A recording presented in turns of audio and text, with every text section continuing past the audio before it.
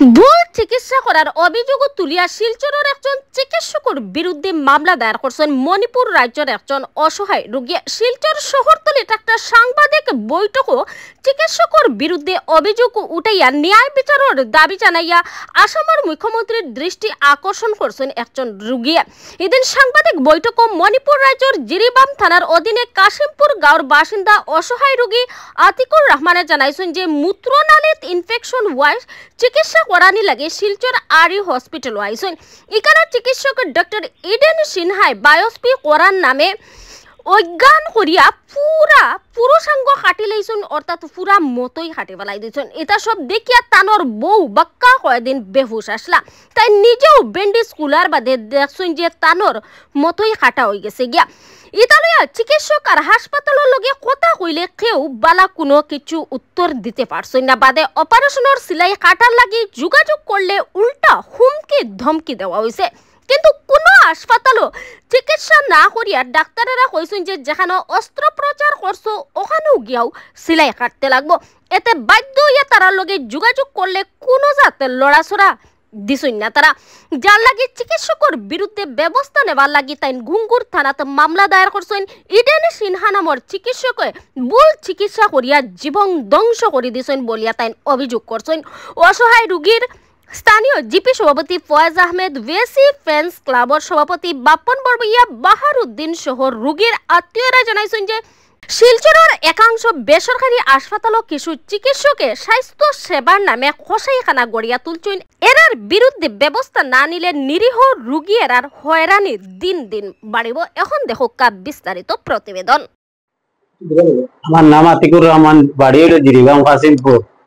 আমি আসলাম শিলচর আরি হসপিটাল 19 তারিখ মেয়ের 19 তারিখ আইসি। আইয়া ইডেন সিংহা স্যার দেখাইছি। আমার একটা পেশাবার রাস্তার স্পট আসলো সামান্য। দেখানোর পরে বলছেন তোমার এটা বেমার, বড় ধরনের বেমার হইতে পারে, আমি একটা বায়োপসি টেস্ট লওয়া লাগবো আগে। 19 তারিখ আমার বিকালে 6টার সময় হারাই দিয়েছেন। হারাইয়া কইছেন তোমার বায়োপসি লওয়া হইতো, তোমার নিষেধ করা লাগবো না, তুমি কষ্ট পাইবা। তারপরে আমি নিষেধ করে তারা বেডও যে করছেন আমারে বায়োপসি লইছে। এরপরে তো আমি বেডো থাকি বাহরে দিয়েছেন, আমি অজ্ঞান আসলাম। আমি বেডো গেছি, বেডো গিয়া দেখি আমার মানে আমার বেটিরে ফটো দিছেন এর ভিতরে। বেটি ফটো দেওয়ার পরে আমার বেটি তো অজ্ঞান হইয়া আইসিতে রয়েছে 3 দিনে। ওটা দেখিয়া তার ব্রেন এফেক্ট হয়ে গেছিল। ফটোটা যেটা আমার পেশাবার অঙ্গ যেটা কাটিছিল তারা, ওটা দেখি আগে আমার বেটি অজ্ঞান হয়ে গেছে।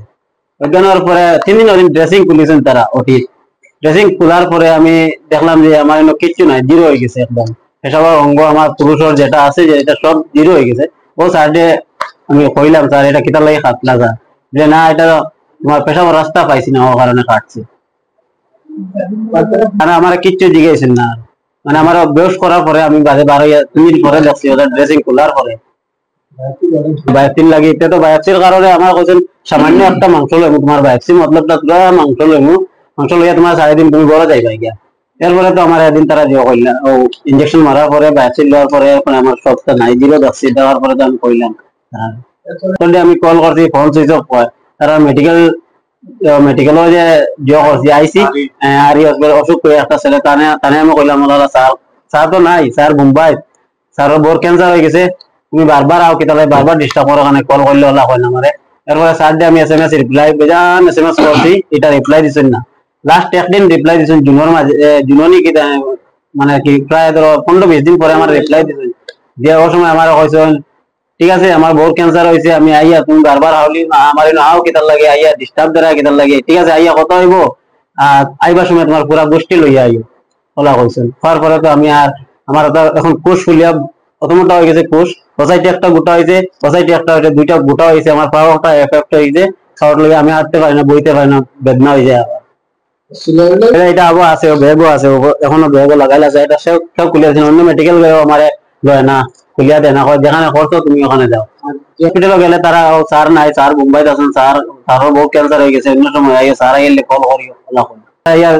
যে যতটা সংগঠন আছেন আপনারা মিডিয়া আছেন, স্যারের কাছে আমি চাই যে আমার উচিত ন্যায় বিচারটা আমার লইয়া দেন। আমার তো লাইফ বরবাদ হয়ে গেছে, আমার বাচ্চা 3টা আছে, ওয়াইফ আছে, কেস তো এফআইআর করে লিয়েছি।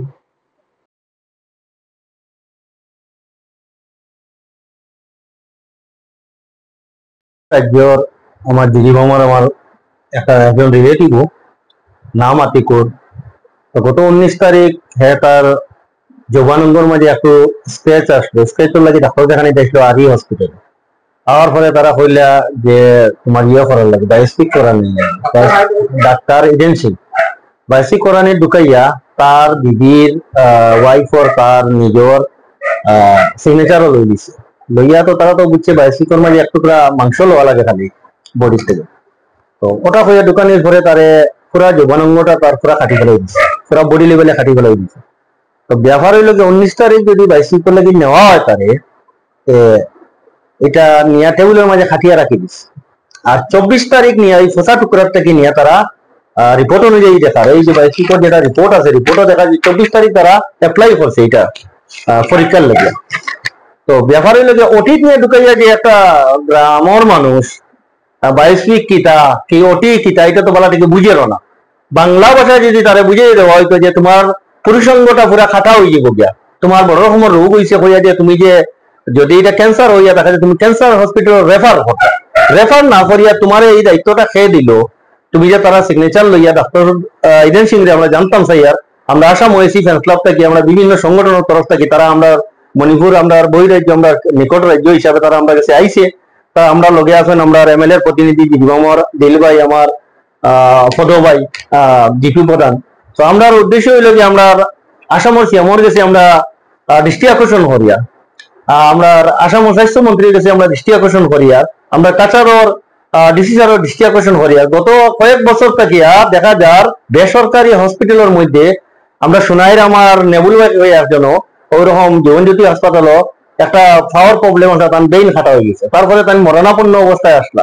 এরপরে আমার সোনাইর কালীবাড়ি রোডের আমার বিদ্যুৎ শর্মা তার মারেও হার্টির পেশেন্ট আসলা, তানে আনিয়ে দেখা যায় পরে এটা নার্ভর একটা রক কাটি ফেলে দিয়েছে। পরে 2 লক্ষ টাকা খরচ করবেন আমার বিদ্যুৎ শর্মার মারে লিয়া, তারা আছে আর খরচ না।